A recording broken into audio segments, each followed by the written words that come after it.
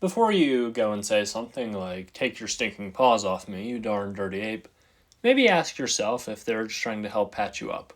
Recently, scientists in Uganda observed and recorded chimpanzees actually performing first aid on both themselves and other chimpanzees using plants that they would chew and then apply to the area of the wound. Now, it was already known that chimps are some of the smartest animals out there, but this is some serious evidence of that. This isn't the first time people have claimed that chimps are capable of performing first aid. There are reports from researchers in the 1990s, but it is the first time that it's been recorded. It also isn't clear if, when people first reported seeing chimps performing first aid, it was when chimps first learned how to perform first aid, or if it was just the first time that it was observed by humans.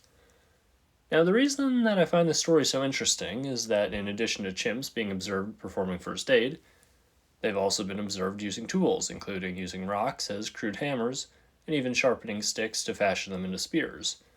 In fact, some people have even claimed that the species has entered a stone age of sorts, although experts in related fields have disputed framing it this way. Now, I don't think we're going to enter a Planet of the Apes scenario anytime soon, at least I hope not, but these are some very interesting developments.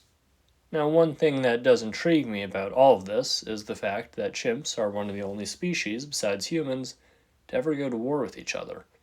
Now, I don't mean just conflicts breaking out in the wild. I mean that in the 1970s, two chimp communities fought a protracted 4-year war with each other that ended in all the males of the losing community being killed. This was documented by Jane Goodall, and although it's the only recorded chimp war, that doesn't necessarily mean that it was the only one to ever occur.